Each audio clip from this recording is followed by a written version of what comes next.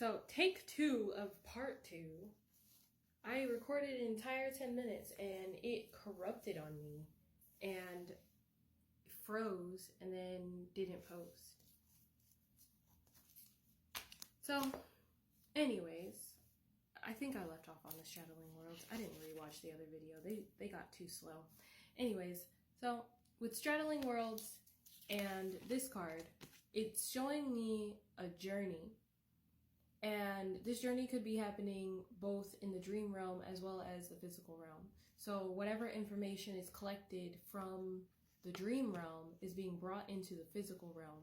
And this is really giving like shamanic energy with the Princess of Wands. And in the card, she's like leaving her village. So that's where I get the idea that it's a journey. Like you're leaving behind what you've always known and embracing something that's different, which is also part of like straddling worlds. It's like between spirit world and physical world. And the last video had a sound that attached to it, and it was like sun and moon. So it's giving like a merging of opposites. And with the purple and blue of the straddling worlds, it's also giving like throat chakra and crown chakra. So whatever information that you're getting is also meant to be shared. It's meant to be spoken.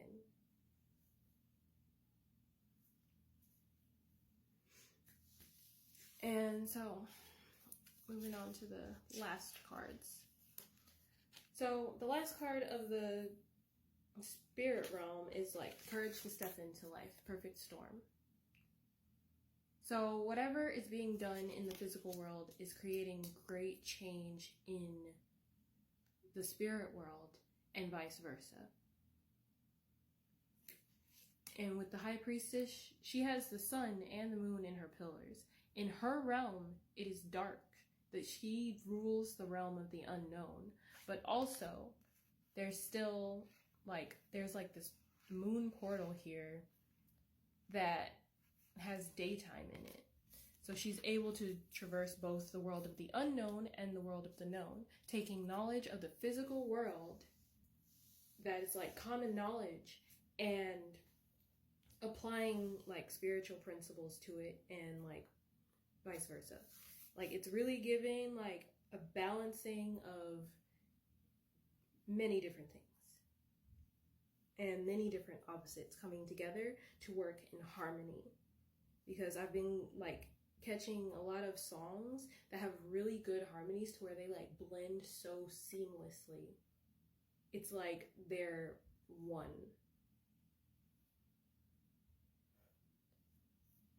I hope that was it. But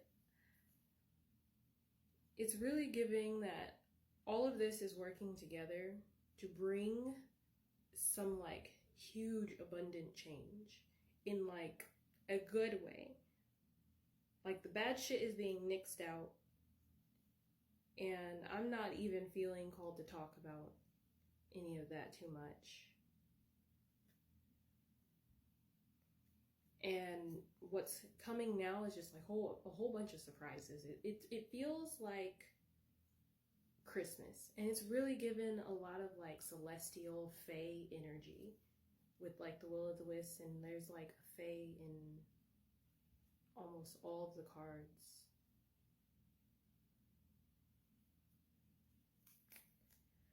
But anyway, at the bottom of the tarot deck, we have the Knight of Swords. I almost said Wands, but he's the Prince of Swords in this deck. And that's communication, information, something very, very quick. Like being able to get the information really quickly and translate it. Because what's been weird about my dreams lately is that it's not images anymore. I don't see anything anymore. Now, everything that I know, I feel. If that makes sense. And then I have to translate it from the feeling into words or messages, like when I write them down and stuff. because it's funny because I have this issue with like spirits. I don't see the spirits around my house. I feel them, and I feel what they look like. I feel like if they have a certain eye color, I feel that. So it's really giving like translating stuff in like unconventional ways. And then behind this one, when I looked like earlier in the last video, is the Five of Pentacles. Now usually this symbolizes lack, but when I see these like shadow beings in these, this represents the subconscious to me.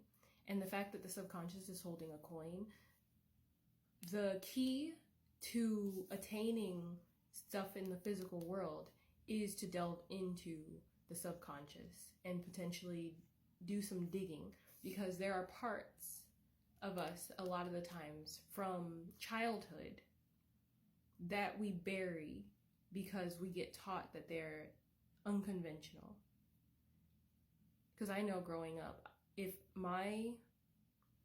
the job that I wanted to do wasn't seen as like one of those really good jobs that people could brag about, then it was discouraged. And with this, this is giving like also perspective changes too, because this person is on the outside looking down, but this person looks like they're looking upwards towards where these coins are. And they can only see these two because these ones on the edge are invisible to them. But the subconscious holds the key and has the ability to see all of them. And even still, they wouldn't be able to reach these coins that they can see. They need to work with the subconscious and understand that even though it's like a different perspective, it's still you.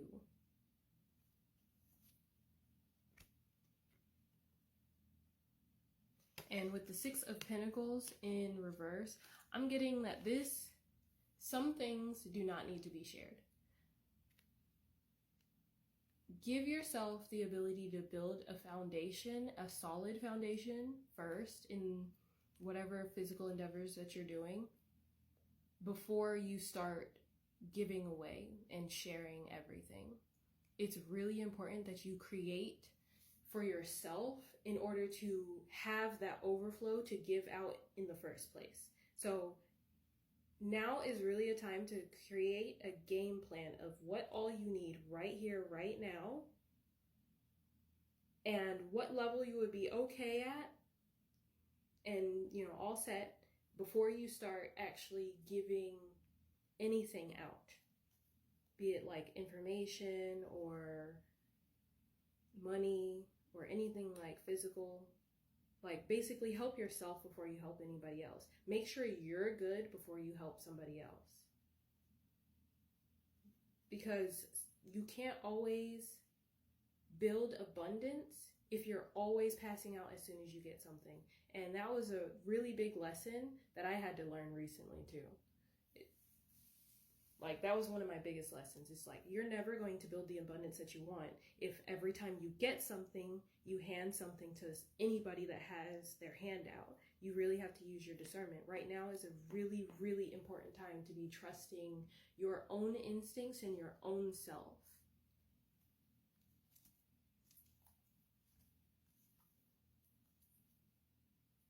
Yeah. Like with these communities, like make sure that the communities that are around you are actually helpful to your growth and not hindering it. Make sure they're supportive people. People with like lasting mentalities, because sometimes people can fake it for a while. So definitely use your discernment and your own intuition on that. And then with like fate, I'm getting you control your own fate. It is up to you. You can change any fate that you think you are destined for. It can be changed. You can change it. And with the fate card, there was nighttime and then there's the moon. There is light in every ounce of darkness. So nothing is ever too late to change, but it's up to you. That's it. Hope that helped.